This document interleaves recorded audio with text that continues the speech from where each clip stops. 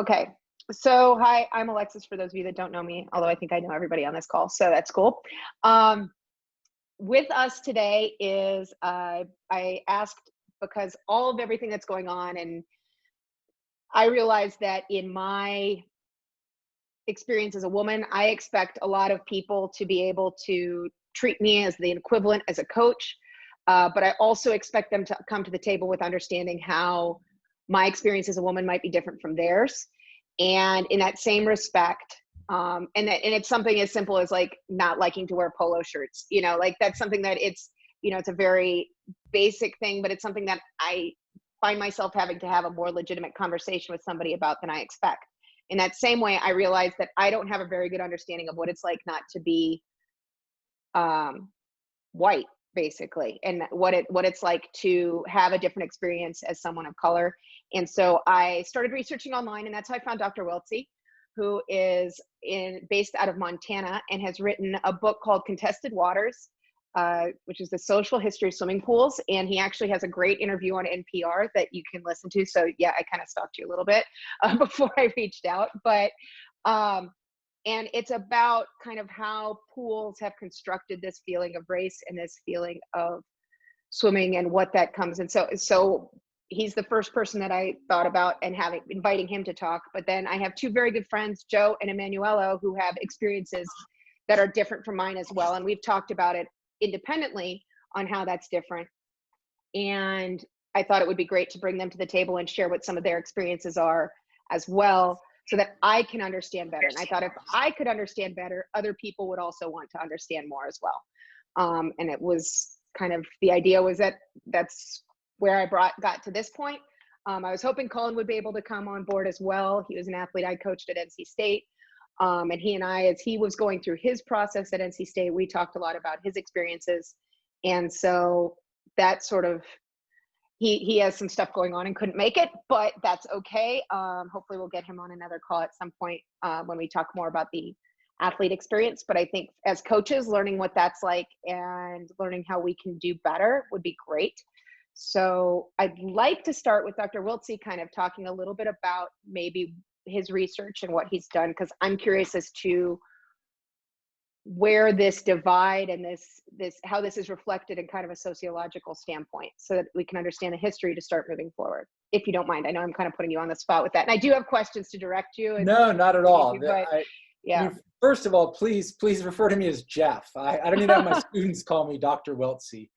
I mean, I could talk endlessly about this, and I won't do that.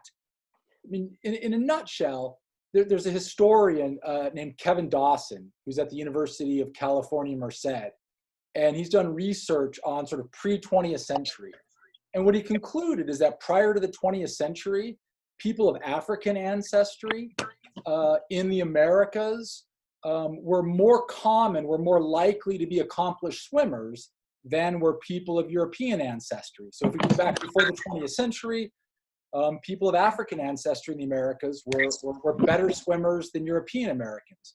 And as I suspect you all know, there have been many studies that have, well, not many, but there have been several studies that have come out within the last decade or so, which have clearly shown that just the opposite is true now. That African Americans are about half as likely to know how to swim as whites, and that Black children are at least 3 times more likely to drown than white children. And the question that Alexis raises is sort of, how and why is that? And I think the research that I've done, both for my book, Contested Waters, and I've written some articles that address this more directly. And the question is, what happened during the 20th century that caused that to reverse? And the short answer is swimming pools is what happened. There were 2 periods during the 20th century in which swimming, both as a recreational activity and as a competitive sport, really grew or surged in popularity. And the first period that happened was from 1920 to 1940.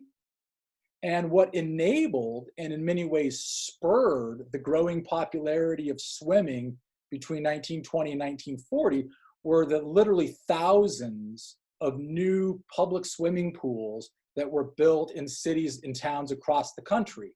Many of these pools were large leisure resorts. They were larger than football fields. They had sandy, artificial sand beaches around them, grassy areas, sun decks. They could accommodate thousands of swimmers at a time. Cities and towns offered swimming lessons at these pools. And so there was this tremendous surge in the popularity of swimming that occurred as a result of these very, very appealing and affordable pools. The problem, though, is that Black Americans had far less access to these pools than did whites. And that even in cities and towns in the North and in the West, there was pretty strict racial segregation and racial exclusion.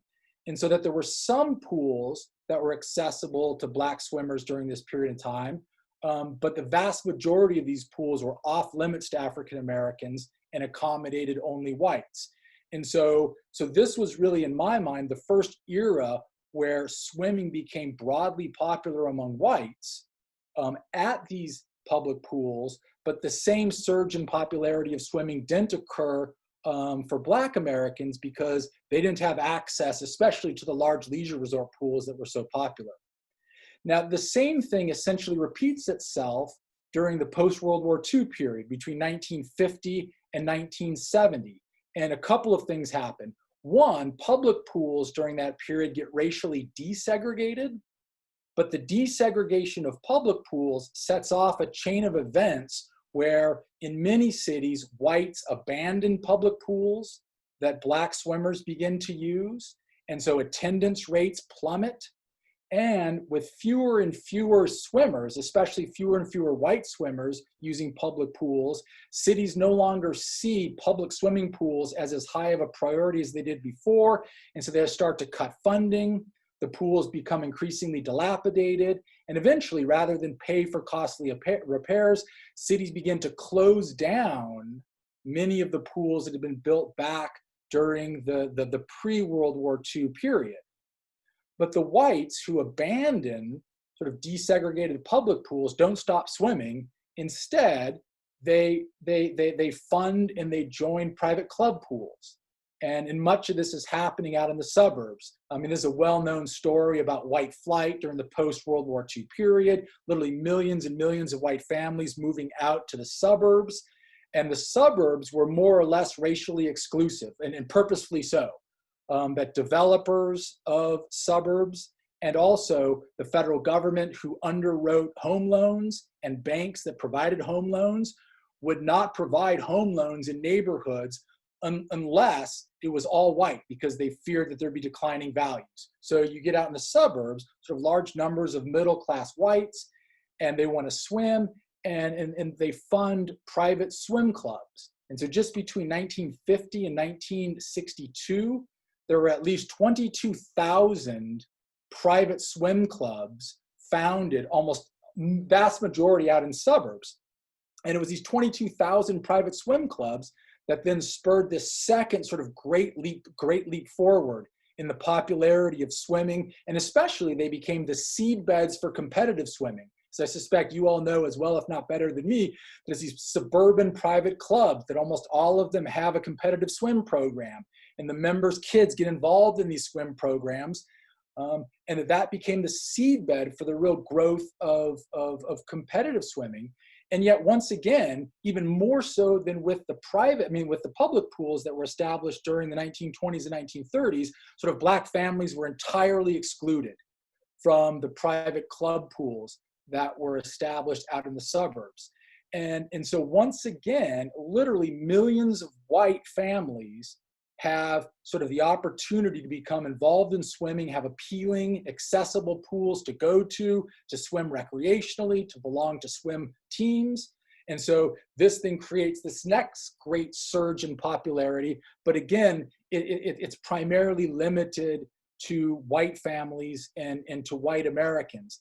And I need to be careful. I mean, as you all know, it's not as though no Black Americans swim. Large numbers of Black Americans swim. But the question becomes, why are Black Americans today half as likely to know how to swim as whites? And so there's this tremendous disparity in swimming rates and drowning rates. And this is not the entire explanation, but I believe that the primary explanation is because of this past discrimination, whereby swimming became a common part of white Americans' recreational culture. And so, white parents swam as children, and so they teach their children to swim. They join swim pools, they give them swim lessons. And so then it's sort of passed on generationally, whereas not even close to the same degree did swimming become a part of African Americans' recreational culture. And so it doesn't get passed down as broadly and as pervasively within Black communities as within white communities. And so that's sort of my nutshell answer to that question. I'm unmuting myself. Okay. Okay. So my next question, and this may be a question for Emmanuelo and Joe as well. Do you feel like this role of access then almost creates this stereotype that it's not part of the Black culture to swim, or the colored culture to swim, like that kind of, do you feel like that's part of it, like it's created, like, because I mean, I don't want to say that there's like this stereotype that Black people can't swim even within the Black community. And I know that when I've worked with other athletes in different scenarios, like they were going against what was culturally considered cool to swim. And I don't know if Emmanuelo or Joe, if you guys want to chime in here. Joe, you want to talk first? Oh, yeah. I mean, I know we come from two different things. So yeah, exactly. I'll give you a little history about how I got involved in swimming. Sounds. I was 8 years old, and my father came and picked us up, and he gives us swimsuits. And then he tells us this story of like, you guys got to learn how to swim because you guys are not going to drown in a lake like one of my friends did. Right. So then he takes us to the YMCA, and we start doing swim lessons for a year. And we take them and we have fun. And I'm the only one that actually pursued it even further. So I got a chance to swim with a rec team, but I never knew about club swimming like USA Swimming. It wasn't prevalent in the inner city at that time. So then I get to high school and I start playing high school basketball and I swim. But what happens is during that time in high school, I started to get a little bit better at basketball, but I'm still swimming. But I gravitate to basketball because it's got AAU. And at that time, the pools in the city are starting to close. Like all our rec centers are starting to close, so we don't have access to a pool. And then one of the places where they hold Olympic trials, and a lot of people don't know this, they built the Brennan pools in Michigan and Detroit for Olympic trials, and they hosted Olympic trials here. They started to close those. They started to it's open, but it's not lap swimming. It's not for a team. It's just for leisure. So a lot of times you go there and it's like, I don't really want to just be jumping around. So that's kind of my history. It's kind of the basis. And it does go against the grind. Most kids now, you look at it, it's about basketball, it's football. We don't play baseball a lot. Baseball was the first thing that we tried to assert ourselves as African Americans in, that we wanted to prove ourselves on the same level as the Babe Ruths and things. So it does go against the grind when you talk to African American kids who come from the inner city to be doing swimming. But I think it's a great sport, and that's why I stayed involved in it. Always been a lifeguard. And I think it's something that a lot of kids should gravitate to because I know there's some great swimmers. One of them is Tim Duncan. He was a swimmer before he was a basketball player. And look at his career in basketball, but he started off wanting to be an Olympian, and that's an African American. If you talk to a lot of African Americans that grew up in California, when I used to go out there, they swam all the time to give themselves a break from the pounding on their body of playing their other sports. So I think if they learn the history of the sport and learn the history of just how the sport has evolved for African Americans, I think we can change it. Well, I have my background is a little different and probably very special. My dad was a Red Cross instructor, and he is biracial. Dad is Black and mom is white. So he has his his advantages on being biracial and his disadvantages. But what I'm coming from is I'm from the Caribbean. I'm from Puerto Rico, and swimming as a sport is not a priority for the community. You know, we are surrounded by the sea. We also have the recreational part of being in pools or rivers or open water. So learning to swim is a priority for the community, regardless of the color of your skin. It's a survival thing.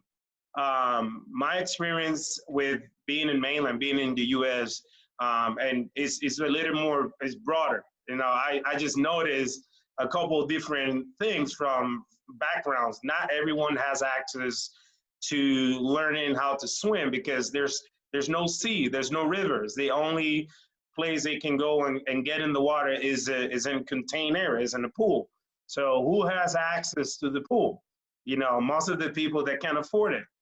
There's some YMCAs, so the background is a little different. If you want, at least where I come from, if you want to hang out with your friends, you know that 3 out of 5, it will include water. So if you know how to swim, you will enjoy it more. But the sport also has a push into a scholarship. So we notice that if you get good at swimming, you can get a scholarship. So it's a way to get a job in the future. So it's not just swimming just because. If you're a fast swimmer, you can get to college. And if you get to college, you have a future. So a lot of people, regardless of the color of the skin, will try to, you know, grow their skills and swim for their school. The other thing is a job. Being exposed to so much water, you know, they will need lifeguards. So lifeguarding is a very common job. It doesn't pay that much. So kids from anywhere will like to be a lifeguard. So you can get a part-time job. And that's how I got involved into coaching.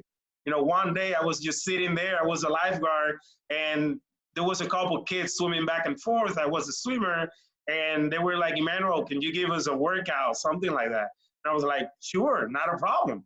So that's how I got into coaching. And it was very strange because even in Puerto Rico, there's not too many Afro-Caribbeans as swim coaches. It's rare. Probably I was, since Alexis invited me to do this, I was like, well, let me filter all this topic right now that is relevant. Let me figure out how many Black coaches are in Puerto Rico or racial. And I was like, well, there's not too many. And I tried to talk to them and try to find out what was their background and how they got involved into the sport of swimming. And it was very similar. It was very similar. Not too many of them actually did the sport since they were kids, because first, a swim lesson is not too many people can afford it, you know, and then you need a swim lessons to actually get in most of the swim teams, because that's when you get the skills. So you can't afford it. So the way you learn, probably you learn with your uncle or a neighbor that is in the swim team for free here and there. But how they got involved was, you know, through lifeguarding. And then they found the opportunity to teach and learn how to teach.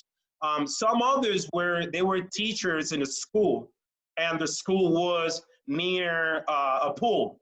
So they were growing the programs around the school population, and that's how they got involved into the sport. So it's a different background. Like a lot of people say, is, you know, sports are racial. It's one thing that we will never change. You will see more Black people doing a certain sport than others, because it's where they see themselves. You know, I noticed I was biracial when I was 8. Not until 8 years old. Like 8 years old, I noticed when other kids were telling me that I was not dark enough. And some of the kids were telling me I was not white enough. And then I look at my parents and I was like, wait, there's something different here. And then I look to my grandparents and I look, both grandpas are Black, both grandmas are white. And I was like, wait, I either one or the other, who am I? And it took me a little bit to really recognize what was my heritage. And then they were like, no, you are Puerto Rican. You need to understand this is a big mix, like everyone everywhere. You know, your skin is a reflection of a very big mix, like everybody else. And my mom made me go through the history of books. I turned to be a U.S. history in the future. That's why I like history, how every single one of us has a little bit of blood of everyone else. There's not a clear, that nobody knows where they come from. There's a mix of British and Irish and Italians. Of course, if all these skins are white, they're gonna look all white. But when you have 4 different types of Africans, 3 different types of European, even the Arabics. Like you look at me, I have some beard right now. If I grow my beard a little more, I'm gonna look Arabic, you know, because it's a mix of everything. It's been thousands and thousands of years, but we just want to, we call it racism, but it's actually colorism. Like we don't like the color of the skin of somebody. And of course, there's different type of character traits that are related to it, because the media, because what we see in TV, because what we listen. And I'm gonna stop talking because I want to share my opening eye experience. In 2000, I came to US for the first time to work as a lifeguard. And I was working as a lifeguard in Staten Island. I was living in Staten Island for, it was like 3 months. And I have 3 Mexican workers in front of me. They're laughing at me because my hair was blonde. So the other lifeguards made my hair blonde because I was new. So I just let them do whatever. So I'm sitting there, like burned by the sun. Staten Island has good sun, I guess, in the summer. So I'm sitting there, my skin is kind of red, my hair is kind of yellow, and they're talking in Spanish, and they're making fun of me. And I'm looking at them, and I was like, do you guys? You muted yourself. Elo, you muted yourself. Yeah, so I look at them, I'm looking at them like this, and then I start talking in Spanish, like very good Spanish. And it took them like 10 seconds to figure out that I was speaking like clear Spanish. And then they were like, they start talking to each other, still talking about me. They go like, él habla español. I go, yes, yo hablo español, es mi idioma. And they were like, you are the first Black blonde guy that knows how to speak Spanish that I ever seen. And that's when I opened my eyes. You know, how many hashtags we have in an image, you know, and they don't even know you. So looking at all the things that are going on right now, you know, it's very confusing for each one of us when we try to find out our heritage. Like each one of our people that came before us suffered in certain way. It's not a single one of us right now living in this world that has a clear path into success. Every single one of us has some kind of history in the background of people in suffering. But the ones that are suffering the most are the ones that their skin is darker. It's not their eyes are clear. It's not their eyes. It's not their hair. You know, what's going on with the skin? Why the skin? Why? And that's when I go like, all right, why? And this is what we need to tell our kids, and this is what we need to tell, and we need to talk to our people in our job, our employees, you know, why we are, and it's 2020. And if someone has an accent, they're coming from somewhere else. If someone's skin is darker, they're coming from, no, they're humans. They're from this planet. Like, let's value every single one of us with our ability to grow character into each other. It's just that, character. Every single one of us can grow their character traits.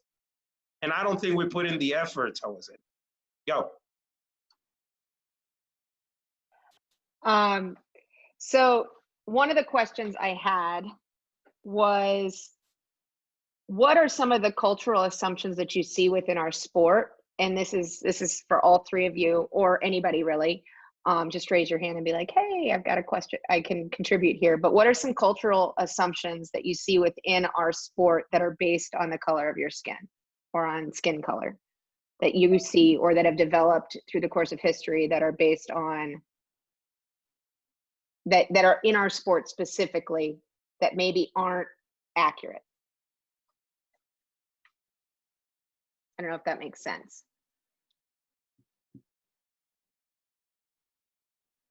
And I'll take it. I think the first time that I experienced, everybody kept saying it's a rich person's sport.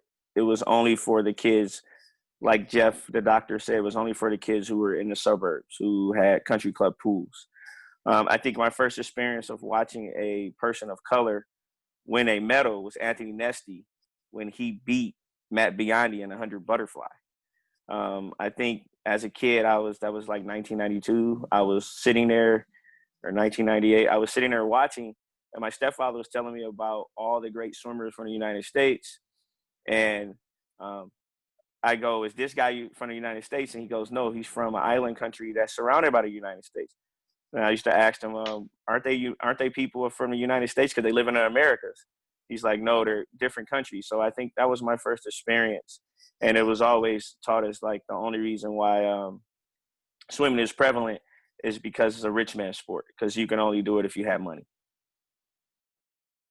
Well, I'm going to tell you one thing about what you said. I think I was 8 years old when I saw there was a picture it was Swimming World magazine. I remember it was Swimming World magazine, and the front page of the Swimming World magazine, when I saw the picture of the Swimming World magazine in a local newspaper in Puerto Rico about this guy's name is Manolo Guzman. So I look at it, it was in a bike, and it sounds like it was Swimming World on the bike. So I got into trying to find out a little more about it. And my mom, and by the way, my mom, she was raised racist. She's a black racist. And the way I can explain, and I'm telling you, most of you might not understand this concept because it's a different type of racism. They're trying to protect the kids. You know, like, it's not racist when I tell you, my mom tells me, don't go outside when it gets dark because they will not know which one of you is the good one or the bad one. So that kind of way. But my mom printed out, she brought me a picture of it, and she was showing me the picture, and the name was in Spanish, and the guy was dark skinned. In the newsletter, 1988, a black man with a Spanish name in the front of the Swimming World magazine. And that was big. That was really big because everybody that was my skin color started looking forward for the sport. It was the same thing with Anthony Nesty. When we saw Anthony Nesty, we were like, wait, is this sport for dark skinned people? Because it's what we see. It is what we see. We get influenced when we're looking for NBA players that are winning millions of dollars, or you see black and white. So the sport can be for both, but you don't see that many at a certain age. You're trying to see yourself, your future self, and it's an image. It's an image. Go, Alexis. so what are some things, some small things, and Jeff, maybe chime in, that you've seen that would help start moving the measure, especially like from someone like me, who's probably the whitest white person that there is. Is there something that, some small things that you've seen change either in like the access to pools or the creation of pools that has changed within the cultural side of things?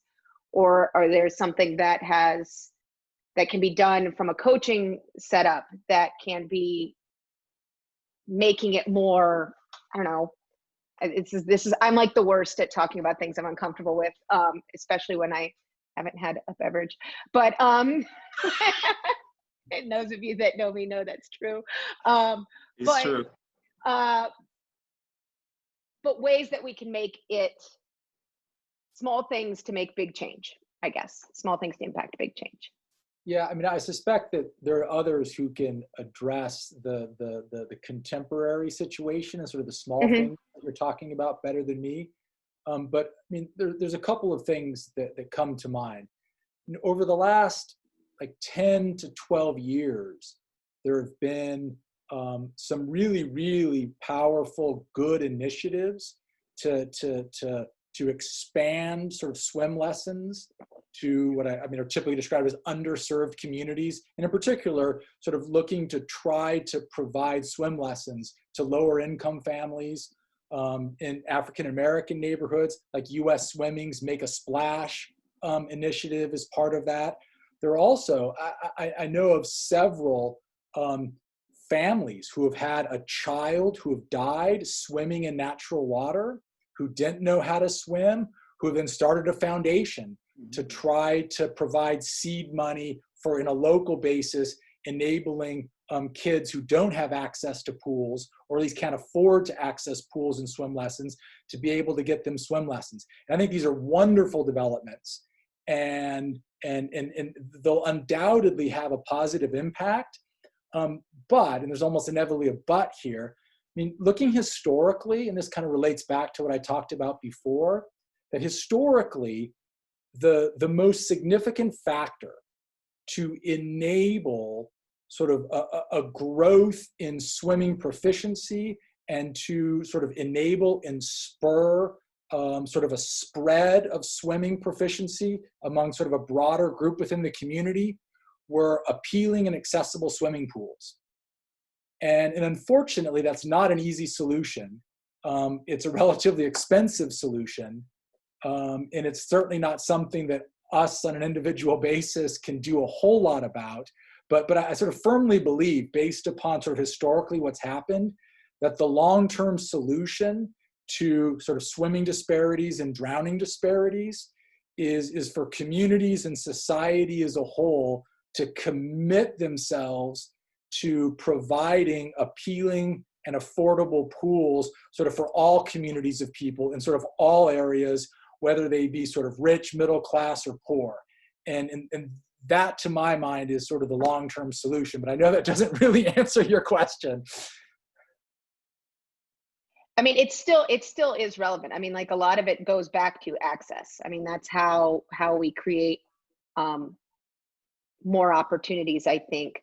From a coaching side of things, what, you know, Emmanuelo and Joe, and I see Justin's on the call here too. What are some things that we can do to start bridging that gap a little more just at the coaching level, and then maybe trickling that down to the athlete level? And Justin, sorry, I totally just called you out on this. So if you want to chime in, feel free.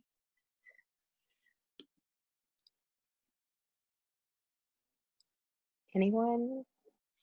Sorry, I was trying to figure out how to unmute myself. I'm using an iPad for the first time, so usually I'm on a computer, so I apologize.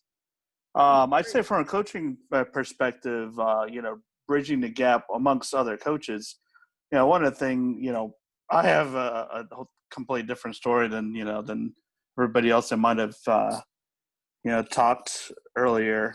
And the fact that, you know, like my sister and I, you know, we started swimming in Puerto Rico like Manny did, but we, you know, we moved to the States when we were younger. So when we did move to the States, you know, we joined a predominantly white team, and we were the only brown faces on the entire team. And so it was extremely, extremely different for us. I mean, luckily, like, we had, you know, both of us are very likable people, and nobody really said anything about our race at all, like while we were at practice or even at swim meets. Which I later found out, you know, Coach Peter Banks, you know, did that on purpose, saying he didn't want us to be singled out for, you know, for our race or whatever. So, you know, we come from the perspective of, you know, the lone, you know, dark swimmers in a suburban team. I'd say like on a coaching perspective, I started coaching almost 23 years ago. Um, I still maintain that kind of aura to myself. I never really put a lot of emphasis in the fact that I was dark or brown skinned or black or anything of that. I was just a coach. And, a lot of my friends that I've had coaching friends that I've had for a long, long time actually have never really raised that question with me up until recently. I'd say like within the last 5 years, 6 years, that they realized, wait a minute, you're black? I'm like, yeah, actually I am. And, like some were completely shocked. I guess because of my voice, they thought I was like a really, really tanned white guy. And I was like, nah, I don't think so there, buddy. It's a little bit deeper than that. And I think because of that, I've seen a whole completely different perspective, hearing what some people say, like, because they don't really like pay attention to what I am, of comments that are made on the pool deck. And, I'm able to approach, other coaches in a certain way to kind of get my point across or whatever. But when it comes to like, talking to other black coaches or coaches of color, there's always like this like, oh, what can we do to be better? We need to make a stand. We need to be more prevalent in a sport. And yeah, I understand that. But part of my perspective, and this goes, I think some female coaches feel this way too, is if you prove your worth as a great coach, it doesn't matter really what color skin you are, you can do it. But sometimes I feel like a lot of black coaches are so fixated on like, well, I'm black and nobody wants to listen to me. Bullshit. It's not it. You just have to be more proactive about who you are, no matter who you're talking to. And how we could trickle that down to athletes, is really understanding athletes. I think, my white coaching friends who have black athletes ask me all the time, well, I'm not sure like how to coach so-and-so. And I was like, well, first of all, you have to understand like, how to coach a black male. You need to understand how to coach a black female. It's, they're sensitive about certain things and you have to do your research on it. Don't ever call them out on it, but be sensitive towards certain things they may be going through. And I mean, I do that all the time. I have my team right now is extremely multicultural, and it's like that on purpose because everybody feels comfortable no matter what color skin they are. And I'd say like, if we're going to trickle this down, it's having an understanding of the athletes that you have and not really seeing color per se, but treating them as an athlete, but understanding what their backgrounds are, if that answers the question. Yeah, I think that's a big piece of it. Are there, and this is again are there things that, because I agree, I think I definitely want to be judged on the quality of my coaching more than I do my gender, in the same way that you spoke to your skin color. And I would then question, are there things that and you alluded to this, coaching a black male or a black female, are there things that I would not be aware of that would be important in that setting that maybe I don't know about as a coach that I'm missing? I feel like the biggest mistake that some people have made, at least to me in my experience, because when I went to college, there was only 3 black kids out of three boys and 2 girls out of 27. And this is University of Puerto Rico. And you guys need to understand it's not as different as you might have. It's a whole different story. But I feel, as a coach, don't make them feel it's a privilege. I feel like sometimes we feel that we're there because we are privileged to be there. it's not a privilege. It's just we just got it here like everybody else did, and we struggle more, and we don't need to have a coach recognizing that in front of everybody.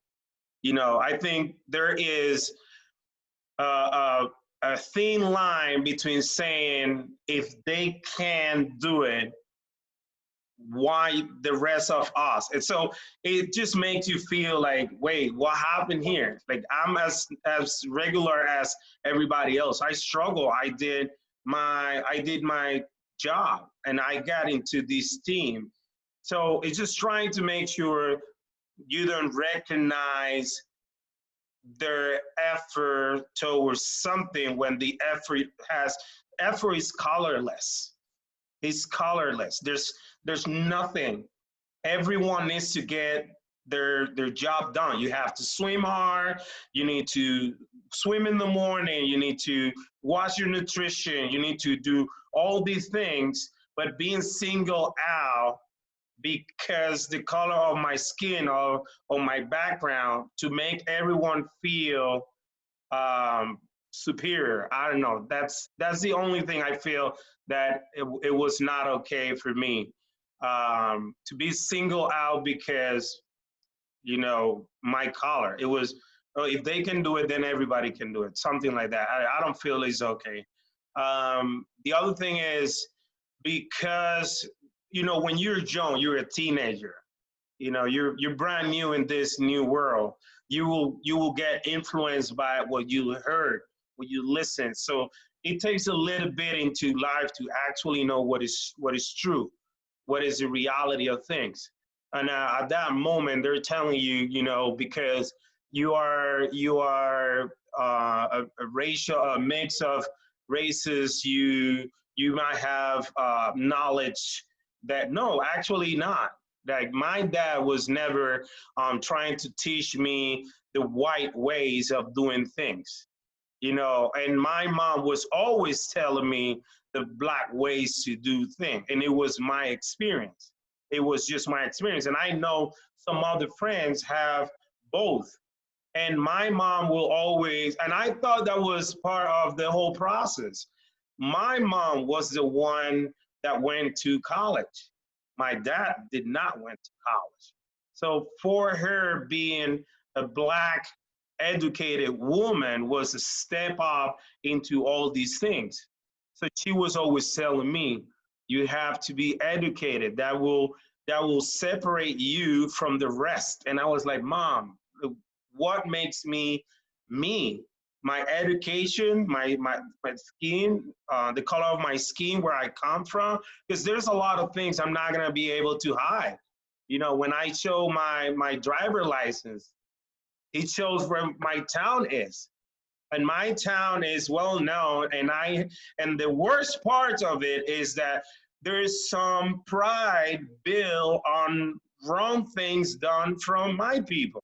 They have a pride about being violent, about, you know, taking justice in the streets. Like if someone rapes somebody, police is not gonna get to them. You know, they're gonna get justice in the streets, and they're built proud of it, and that's not right, because everyone needs to go through the same path of justice. But it is something that marginalized as soon as they know where you come from. So that makes us try harder, because you will never have the opportunity to grow to the same path. But that situation should not be a situation to put you in the margin of what success feels like. You know what I'm saying? Anyone else? Yeah. Yes. Hey, Justin, this is Rick. I came on really late. I apologize. Justin, a few minutes ago, you said some powerful things that hit me hard. And I'm wondering if you could tell us as white coaches what you meant by how to talk to a black athlete correctly. You said to investigate, look into things. I thought that was so powerful. I've talked to all my athletes the same way. but what you said just hit me hard. Can you go into a little bit more of what you meant by that? Yeah, it's I don't know, can you hear me? Yep. Yeah, it's one of those things that like I feel like a lot of people don't invest in an understanding, both a black man or a black woman on certain feelings, certain things that it may be said that they may be completely offended to. I'm going to use an example, for instance, a black swimmer who may come from a very, very strict black family who's had like I'd say I'm trying to think of a good example here without who has a lot of black pride in the household, and say something happened at school where he was called the N-word, and he comes to practice and he's heated, and you try to talk to him about it, and he's like, no, coach, I don't want to talk about it. It's just one of those kind of issues that like figuring out like, okay, what exactly happened to this kid? Why is he acting out this way? How can I grasp this situation and tone it down so we can kind of work together to make him feel better about being in the water with me, so to speak. I say it's because I've actually like I've experienced this in my career and had to talk to black athletes a certain way, and say, hey, I know, you're having problems at school, you're having these issues, and it's a whole black pride, male pride is something it's something hard for a lot of people to understand. And guys, you guys of color, you guys got to help me out here because I know you know what I'm talking about. It's just one of those things that I just feel white coaches kind of don't quite understand how to tone that down for an athlete who may be going through something like that. I feel that I feel like sometimes we go into the feelings, and being a certain race and knowing that someone is feeling, because you guys need to understand, we're dealing with kids that are dealing with these feelings for the first and second time in their life. So it's like everything else. It's when a kid gets a bad grade for the first time, but it's heartbroken for the first time. So you guys need to understand that when the topic is about their race, it's going to be a big issue. It's always a big issue for everybody else, especially when they're trying to find where they belong, if they belong. Even if we can have different tactics to have a multiracial culture. Some states have way more influence than others. Some people move earlier, but I feel like it's very important for every single coach, right, regardless of the color of the skin or the race, to understand what the kid is feeling about it. If you don't feel that you are the right person to take the topic, start being proactive and try to identify somebody on your staff or on your families that they can take over that topic with you. One of the things that is very valuable for you as a coach is to address the topic with a similar person in that situation. And I will not think there's a single one of us that have access right now to a different race or to a different culture in their town, in their areas. Even school has everything that can offer you some support. And I will say, if you get in a race situation in your team, address that situation as a team. But make sure you have a backup with people that you can show, that they're strong in numbers. You can bring people with you, right? And don't single them just because the color of the skin. You're just making it worse. You need to understand that the value comes from what they can offer to the team. And that way we're going to change minds. Guys, I really appreciate your answering that. Thank you. I just want to add a little bit. I'm a coach in Michigan where, you know, there's a little bit different scenario, but I'm very passionate about what I do and how I react on a pool deck when a, you know, kid's swimming fast. You know, sometimes you might say, coaches are like, why are you so loud? Like, I'm into it. I'm into like the way my kids do things and how they swim. So you might have kids on your team that have that type of personality. And you got to let them show that, because that's going to allow them to feel like they're part of your team. And there's some kids on the team that might not like it that way. The different music they listen to, the different things, how they get themselves motivated, how they get themselves excited for a meet. You know, understand how they're doing that. Understand how they're doing those things. Back to what Justin was saying, it's like when I first started my team, I felt every single time I was on a pool deck, I felt like my kid had to swim out of their mind. Because of my color, I had to have to prove that I knew everything. And it's been hard for me as a coach to kind of not have that feeling. As a coach, like, think everybody on the pool deck respects me. But when you walk on the pool deck and you are the only one of color sometimes in the building, it's kind of hard. And so when you walk up to coaches, and I know women feel this way, because I think sometimes, like, you guys walk on a pool deck, and, you know, Alexis and Allison have had great success with swimmers. You know, they have to prove themselves every single time, but they shouldn't have to, because look at what they've done in the sport.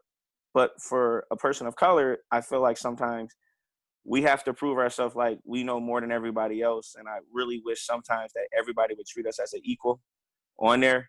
I know he's had more success. I know Emmanuel's had more success kind of than me. I got to the sectional level.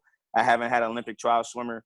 So there's a lot of coaches sometimes that question what I know, even though I've been in like USA Leadership Camp, Zone Camp, you know, work with Mark Schubert, who's an Olympic coach, work for Eddie Reese, you know, all those things. And I'm still trying to prove myself out here. And I find it hard sometimes. And I think those kids feel that way too. It's like they're trying to prove themselves to you guys, and they're trying to get your respect, and they're trying to get their teammates respect, regardless to what event it is.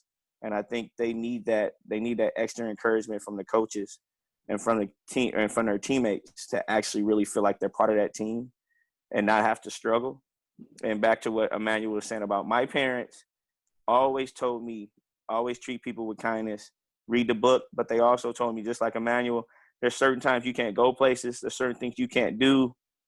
You have to watch the way you mannerisms, how you talk to people, how you walk around and how you do things. You know, you have to show them, and you have to kind of close. Sometimes you have to like not be yourself, but they want you to have pride. And like Justin was saying, pride, that's a real strong thing in the Black community. Pride in yourself and pride in who you are and pride of the color of your skin. It's a very prideful thing. And our parents teach us that from day one. They never teach us anything about being racist towards anybody, but they kind of let us know that like we're going to have a hard time out here in this world because of our skin color, and people are going to treat us differently. But we have to understand that we have to prove ourselves to them day in and day out, regardless to what we do and regardless to where we get to in there. Well said. I mean, I think you hit that right on the nose. Is the pride thing? That's what I was trying to convey with that Black pride that's ingrained in us. It's like we're so prideful of what we can do that sometimes, you know, coaches can't understand that. You know, when we're as a kid, you know, they can't understand that they were too prideful to admit that we're doing something wrong. Yeah. What's the best way as a coach then to navigate that space with an athlete? I'm sorry, I think Coach Bob wanted to say something. Yeah. What you got? Well, I'm the 60-year-old white man here who's lived with all that privilege all my life, and especially in this sport, was sheltered from other races while I was swimming. Back in the 70s, my high school was 50% African American, but my swim team was 100% white. And it was in Ann Arbor, Michigan. I grew up in the Detroit area, in the suburbs. The hardest lesson I had to learn, and it's the hardest for me to teach young coaches, is to shut your mouth and open your ears. Your kids in the water will teach you the things I have learned about different cultures, different races, the opposite sex, because swimmers have taught me, because I was willing to listen to them, and I was curious and asked them.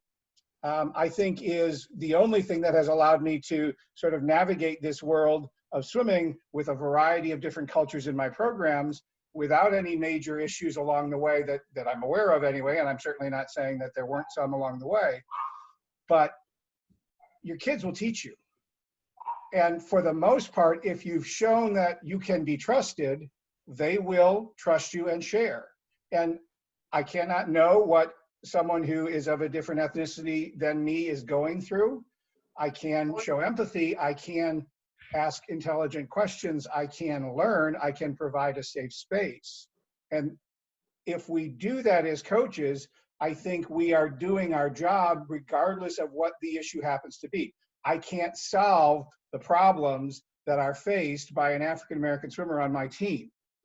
And I would never be arrogant as I am about many, many things, I would never be arrogant enough to think that I could.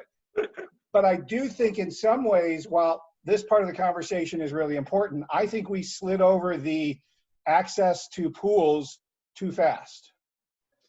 Literally hundreds of thousands and millions of dollars are spent on pools in this country every year by, and a lot of times, members of USA Swimming. Hundreds of thousands of dollars are spent on outreach by USA Swimming.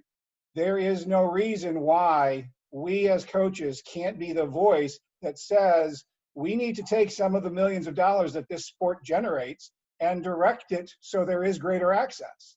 To just say that that's too big of a problem and we can't really do it is the mistake. We've got to take on the big problems while we are also taking on the day-to-day problems that we face in the lanes of our pool with our own athletes. Yeah, I agree 100% with what you said. And I feel like on top of that, not just being the voice, we need to find people in our little communities that will jump into this proposal, especially with the kids. If we have outreach kids in our programs, they should be a voice into this. And I feel like that way we can connect into the future. I feel we're always talking about the present and trying to make sure that the big system on top of us take the voice. But in the future, it will need to connect. We need to get this message to our kids, regardless of the race, regardless. This is the future of the sport. So always preach the future of the sports into our kids so we can see some change. Okay, so let's dive into that pool access piece a little bit, and I'm gonna pull Jeff back into the conversation a little bit on this. When we talk about pools closing, how do we reframe the conversation for pools to open? And how do we reframe that, with this context of outreach, with the context of involving municipalities so that they don't close pools down? Especially right now we're in this pandemic where, like, city of Chicago, there's like I live in an area where there should be pools opening and we're not. So how do we create that and start that conversation? Sorry, that's a really big question. So, go ahead and solve that. Let me unmute myself. There's a couple of things that come to my mind. One is that there was a race riot in Chicago in 1966 on the west side of Chicago. And it started over some young African-American men opening up a fire hydrant. And then police came, closed the fire hydrant, and someone went and defiantly opened it back up, and this then sparked a riot. And one of the things that came out of it was that on the west side of Chicago, there were several swimming pools, but none of them were accessible to Black residents, that they were in white neighborhoods, and there was intimidation that prevented African-American residents from using it. And this riot then actually sparked briefly a nationwide spending spree on public pools in poor inner city neighborhoods, especially targeting African-American neighborhoods. Now, most of the pools that were built were these little mini pools that didn't in fact promote swimming. But what it suggested, and I think it's relevant for what's happening right now, which is that that sort of protests And even violence and riots can be sort of a source of change if it's steered in the right direction. Now, who knows that this could be steered in the direction of swimming pools, but this leads to my next point, which is that, I mean, historically, and I think today, that that swimming and swimming pools constitute a significant site of social inequality. And historically, the inequality has been largely race-based. I think more recently, because of the trend towards private provision of swimming pools, that the inequality is increasingly becoming more class-based. And studies have begun to show that sort of middle and upper class Americans, regardless of their racial and ethnic identity, are much more likely to be swimmers than poor and working class Americans, regardless of identity. And so I think framing it in terms of an issue of an important site of social inequality can be a way to advocate for pools. And then the final thing that comes to my mind, and I've talked about this sort of in other venues, is one of health. That really the United States is experiencing a public health crisis in terms of overweight and obesity, and especially the rates of sort of overweight and obese children is at much higher rates than it's been historically. And I think as a society, we need to be looking for ways. I mean, that part of it is diet, part of it is people and kids eating way too much processed sugars. And I know that that's a major part of it. But part of the equation is also exercise, regular exercise. And at least historically, kids have wanted to go to swimming pools and have wanted to be in water. And it's such a wonderful form of exercise. And so framing the issue of public swimming pools and the provision of public swimming pools as being one small piece of a way to begin to address sort of the public health crisis that's occurring in the United States based upon the percentages of kids and adults who are overweight and obese. I mean, these are just some of the things that come to my mind, but talking about it in terms of social inequality, of public health, that may be a way to get people's attention about the need for swimming pools. And I think within our sport, we have to recognize the basic fact that we are willing to spend millions of dollars and make winning gold medals a priority. We are not willing to back up the priority of swimming across all communities with the same kind of commitment. And yes, that is a USA Swimming problem, and I understand the funding issues that go along with that. But when you're not willing to at least admit that that is part of the problem, that yes, we have the foundation and we do make a splash and we're making a difference and we're doing good things with that. But we come down to the basic issue that we have of why the sport is getting smaller, why we're not expanding. It's because of facilities. We've known that's the answer for a long time, and we haven't put the priority on it. Well, I'm going to jump on here for a moment. For those of you that don't know me, my name is Mike Switalski, and I run the Buffalo City Swim Ranch out of Buffalo, New York. Some of you probably know the reputation of my program, others might not. But I'm going to agree with Bob on the fact that USA Swimming, while we say we spend a lot on outreach, if you compare what we actually spend on outreach out of foundation versus what the foundation donates to the national team is getting way more benefit than we are for outreach to build base. The second thing I'm going to say is we have a situation, I don't know if we want to call it white privilege, socioeconomic privilege, whatever it is, but we have white culture in our sport that is afraid to go where certain races live, whether it's the urban sector or certain sections of the suburb or whatever it might be. We need to understand, and Alexis, I don't know if you can share screen with me at all or not, but I'm going to put up a slide from a lecture I did at World Clinic this year on this. But we need to be willing to cross boundaries, cross borders, cross territories, whatever you want to say. In Buffalo, I've got one side of Main Street where the housing prices jumped to $250,000, but one block on the other side of Main Street, the price of a home is under $50,000. And nobody will go into that territory. That's an untouched market. And that's where my program comes into play. That's just where you're able to do that. Beautiful, thank you. This is our market. This is what we're missing out on as USA Swimming. And the reality is that even if you take race out of it, we are still only hitting 60% of the potential market that USA Swimming could go in after if the average household income in our sport is over $50,000. That's where we come up with an answer.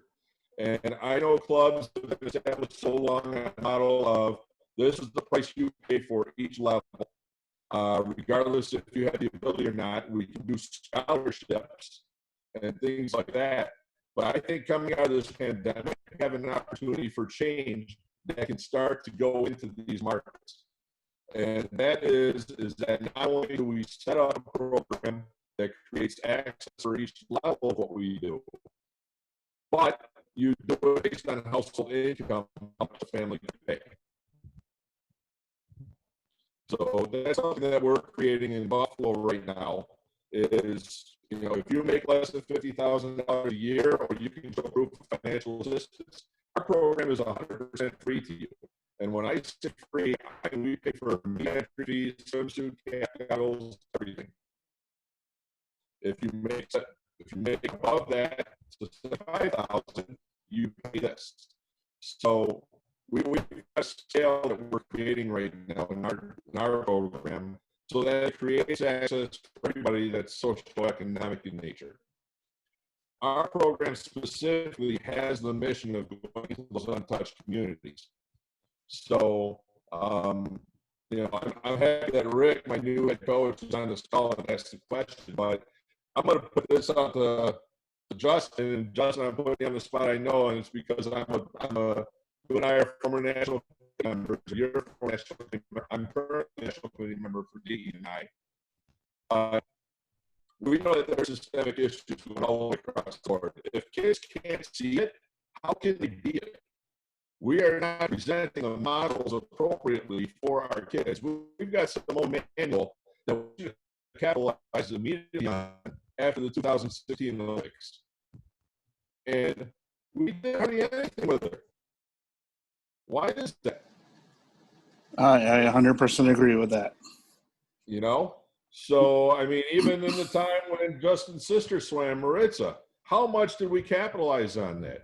We had 3 young ladies at NCAAs take first, second, and third on the podium that were all African American. We ran one little story, and then there it goes. So we need to do a better job from top to bottom, from national down to grassroots, and we need to come up with answers to create the access as far as I'm concerned. I'll get off my podium. No, I think that's very accurate, because that kind of brings me to the next point, is what we can do to put more African-American faces in front of, like in basketball, everybody looks up to Kobe. They look up to these, regardless of the race that you are, you think Kobe's a great basketball player. I mean, how many people watched The Last Dance, about Michael Jordan and the whole push there? And it had nothing to do with race. It had to do with amazing athleticism. How do we change that dialogue on the swimming level? Well, I think Allison coached a great young lady in Simone Emmanuel. And I remember just right after Worlds, everything that she accomplished, they put up on a board at Worlds. But what happened is when they got home the next day, the person that they put on Good Morning America was the swimmer who broke Michael Phelps' 100 butterfly records and things like that. Instead of really actually interviewing her too, I think that would have been a great thing. Like Mike was saying, let people know that those people of color in the sport are out there. I think that would have been a great thing to do for us as USA Swimming. And I would like Allison to know, what can we do to make that better? Because you coach Simone, how could we get her to really stand up and say some things? Oh, that's a loaded question. And the tough part, I think, with Simone, the amount of pressure she's feeling, and the lack of support. I think in a way she feels like she needs to fight this battle, but she feels like she's doing it alone. It's with Make a Splash, and she really enjoys doing it, but it's photo ops and not a lot of follow-ups. I don't know if I'm answering your question, but I do know there are a lot of expectations on Simone. And my biggest challenge for her is to let the sport still be fun, even though she's a 23-year-old young lady, because it can get pretty overwhelming at times. I think far too often, and this is just from talking to coaches at convention and things like that, I think sometimes, whether it's Simone or Cullen or other individuals, sometimes they even feel like a prop, and nothing more. So they're not able to provide that substance and speak their own mind. They're kind of given a script to learn or read or whatever else it is, and just basic that and not really talk about the experience itself. I don't know if that's accurate. But I'm going to chime in a little bit here about that last topic that we just talked about. Mike, thanks for bringing that up, and Allison, it's good to hear your opinion on that. Being Maritz's older brother, and seeing what she's done with the sport, promoting wise to minority swimmers around the country. We had this conversation in 2004 when she made the team, and the one person who was very vocal about why USA Swimming didn't make a much bigger deal about it was actually our coach Peter Banks. He thought that USA Swimming missed the wagon back then to really push that's such an accomplishment that Maritza made that really paved the way for everybody else. And he was rather upset about it. I think now that I'm an older coach and I'm been in the sport for a long time, I was put on the spot a while ago in a meeting about this, and I kind of spoke from the heart when it came to promoting our athletes of color within our sport. And I think a lot of it has to do is that we have to understand the audience of USA Swimming as a whole. I think when it comes to coaches like to win. No matter what color skin you are, coaches are out there to win, whether it's gold medals, get national cuts, or whatever. What I brought up on a talk that I had to give was that Maritza and I walked through the doors at the Brand Swim Tennis Club in the early 90s, and she made it all the way. And she was not the typical person who, most white people think would make an Olympic team, but she made it. She was able to win. And I think if we can say, hey, if we grab more people of color, we bump up those statistics that you showed on that last presentation there, Mike. If we get those percentages up, we'll win a lot more because we're expanding our base of talent. And I think a lot of coaches don't seem to understand that. It's like you're expanding the talent of our sport by grabbing more people, more swimmers of different colors, different races into this. There's so many basketball players, so many football players, so many, typical quote unquote black sports of athletes that do those that could swim, that could be amazing swimmers. And we've known a couple of basketball players that were swimmers and were younger, and they got convinced to do basketball in the long term. We have those athletes. How do we retain them? How do we keep on promoting to the rest, to the bigger part of our sport, that doing this is for the greater good not because they're black and because we're trying to give them a free handout. It's not that. It's that we're giving them an opportunity to expand our talent base and to make our country greater in swimming, you know? And I think that, you know, when we talk about athletes like Simone, I mean, when she won that gold medal, believe me, I was crying. I was just ecstatic that she won it, you know? And then of course she said something about Maritza, and my phone blew up like 10 million times. Oh, did Simone thank Maritza?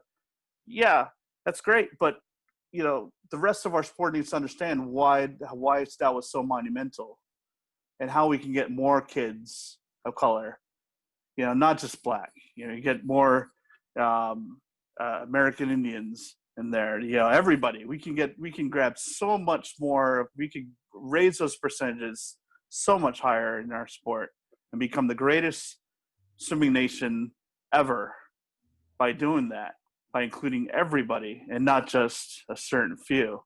And I think that is what we have to kind of keep on preaching, is that we're building that base. No matter what color you are, we can build it. We just got to tap into our communities, all communities, not just one. Okay, Allison, you have your hand up. Yeah, I think another area where we've really missed the boat, we go out with outreach programs, we have Make a Splash. I think the most impactful way to bring in representation from minority communities is to get more coaches from minority communities, because the person that you're going to see on the pool deck day to day probably has more of an impact on an athlete than Simone. And I'm not trying to minimize what Simone has accomplished, but I think in order to bring in a more diverse population to our sport, we need to have teachers that look like the people from the populations that we're trying to bring in. And I don't know of much money that we've invested as USA Swimming in this at all, period. And I think we've really missed an opportunity to make a greater impact.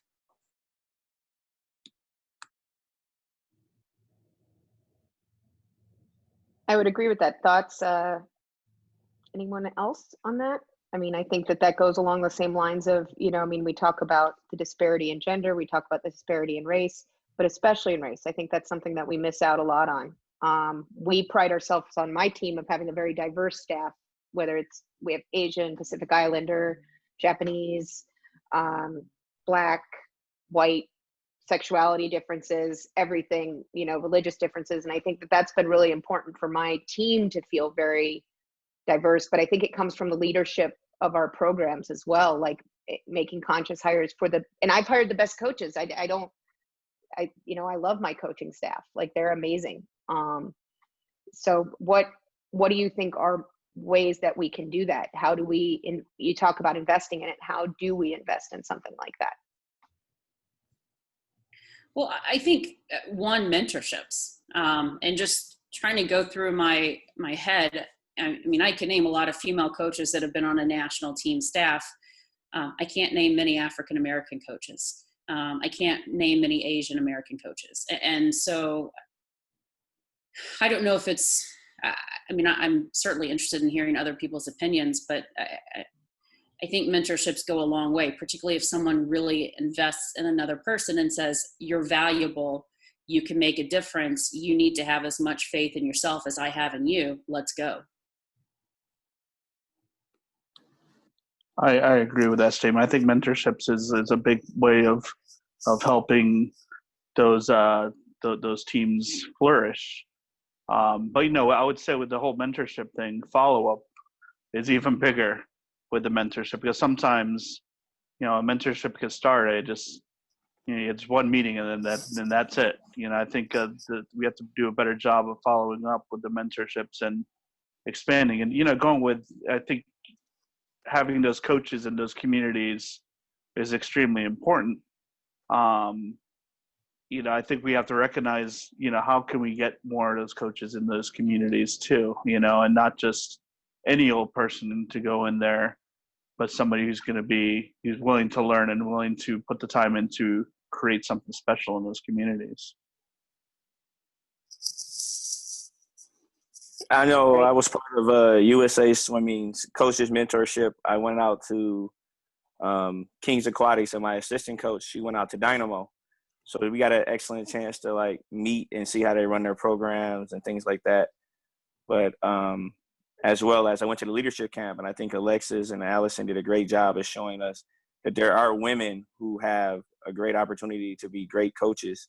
And you guys get a chance to go to the national team meets and national coach meets. I think USA Swimming should do something where they have an African-American coach or a person of color or whoever it is actually be a volunteer on the national team, not as a paid coach, but just to see how those coaches run things.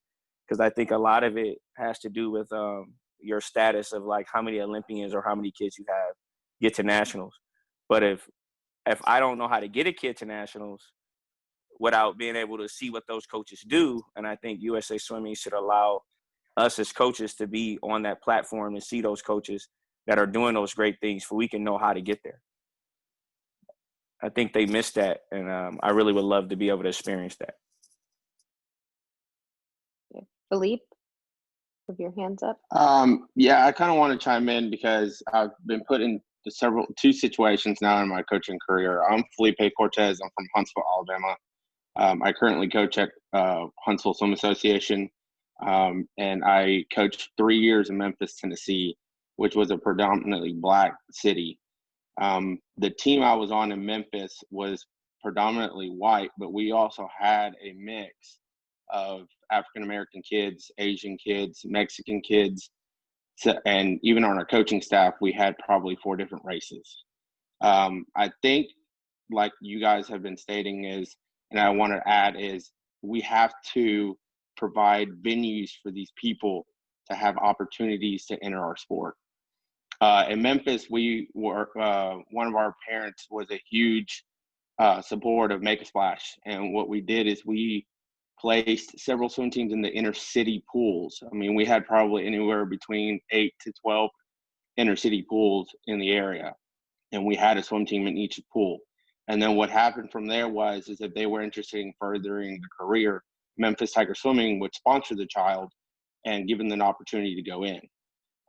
And every year the parents would have to apply for the scholarship. And if they were able to afford it from there, they took over the dues. We also supported anyone who needed to go to swim meets. We supported anyone who needed to get cap or goggles. Just giving them the opportunity to actually be able to participate in the sport. Now, currently here in Huntsville Swim Association, we have a program called Swim for Success. We have allocated funds by fundraising, and we sponsor an inner city swim league at one of our local pools here in that neighborhood. And it's just like Mike said earlier is we're going to have to go into these neighborhoods and be able to support these kids and give them the opportunity to be part of our sport. I mean, go in. We have our senior national kids actually go every weekend on a Saturday, every other Saturday, and be able to teach these kids how to swim. And from this program, we have had probably 7 or 8 kids join the team, our Huntsville Swim Association, in the last year. And Swim for Success sponsors the child as long as they want to be part of Huntsville Swim Association. So I think it's just opening up opportunities for the children to be able to be part of our sport and also learn about our sport. You'd be surprised how many kids don't know, they know about swimming, but they don't really know about the swimming world. So that, I just wanted to share that, my 2 cents.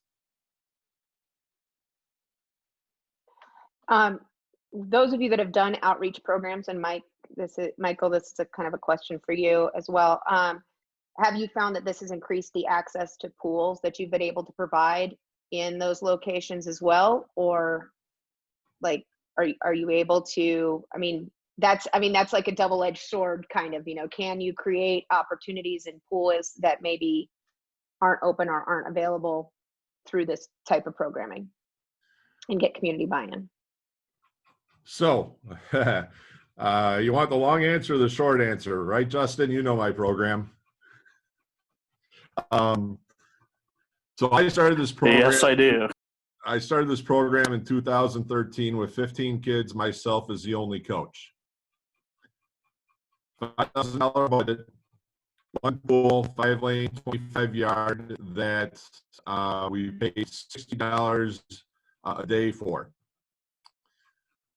I am now at 362 kids that came through in 2019. We're going to be over $300,000 budget this year.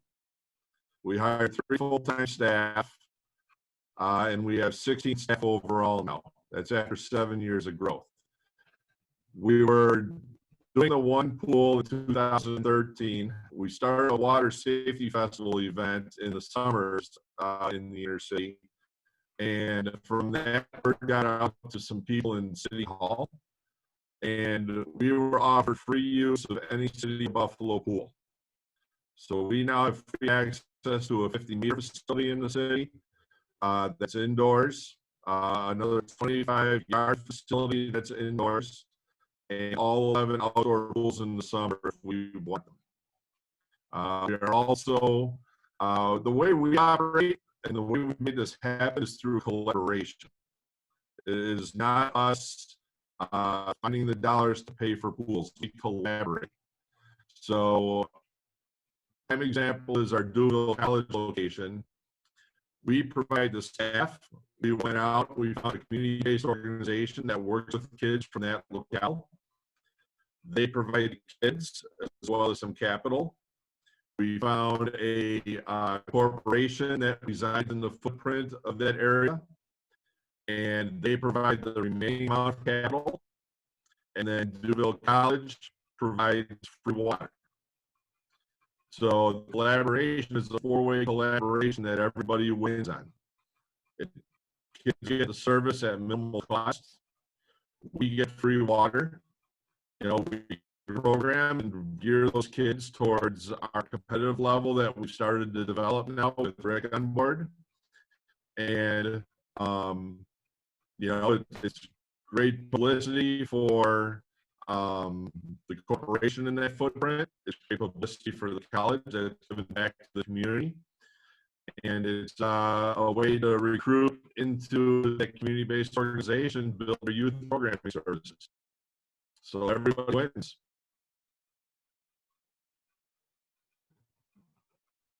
Did that answer the question? Yes, it did. Yes, it did. Sorry, I had to unmute myself. You're a little glitchy, so I had to kind of like piece it together. Yeah, again. I know.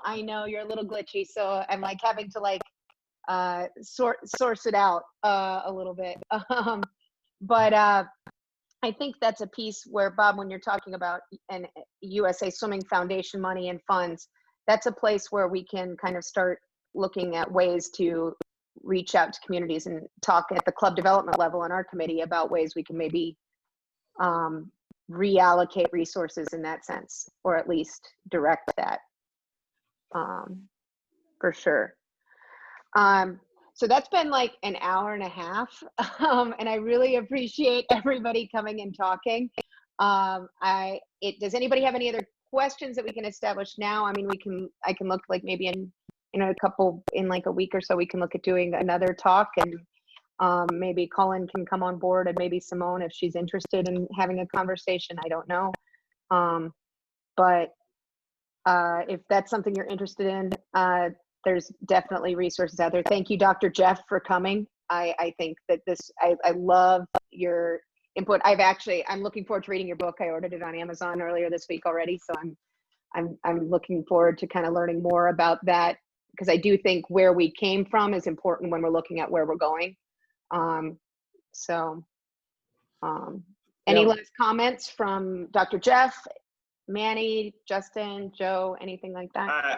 I just want to say thank you for the opportunity on just following a little bit with somebody was asking how coaches, and I was taking notes about if I get in a situation like this, regardless of my race, and I came up with a couple ideas. I feel like each one of us can brainstorm on all these things. I feel like the first thing is we need to understand and we need to acknowledge differences. Like sometimes the first step is trying to make everyone look the same, and actually the opposite, it should be the right thing to do. in my opinion. These are all my opinion. But really close, the second step is be a positive role model, regardless of your race. I feel like I'm in a situation that is unique, and I feel like each one of us needs to feel the same way. That being said, I would say always talk about bigotry is there, and trying to hide it will make it worse. So it's very important that whenever the topic comes into it, it's very important to talk to it about the stereotypes about it. I feel like on top of that, you have to encourage empathy. It is very important for each one of us in our own ways with our staff, always encourage empathy. I also, one of us said, you have to expose your swimmers to diversity. If you don't have too much diversity in your program, find ways. Just keep bringing swimmers from different backgrounds, different cultures. Sometimes, like now that we have Zoom, it will be a great way. I think it's a great opportunity now to keep exposing your child to diversity. And it's funny because there was a couple swim teams that invited me, and they didn't knew me until they say, oh, this is Kieran Smith, former coach, and they were expecting something different. When they look at me, they were like, wait, it is a little different, because you don't see Black coaches related to great swimmers. Well, let me tell you one thing. You have Emmanuel and Anthony Nesty behind a new American record, but why no one says anything about it? And it's very important for the kids to understand, success can come in different ways. And on top of that, very important, when you have kids with different racial backgrounds, it's very important for you to foster a very strong sense of identity. All right, probably the opposite, trying to make everyone feel the same will not work for you. So you have to encourage the kids to understand that is important for you as a coach to get a strong sense of identity. And this is new for me.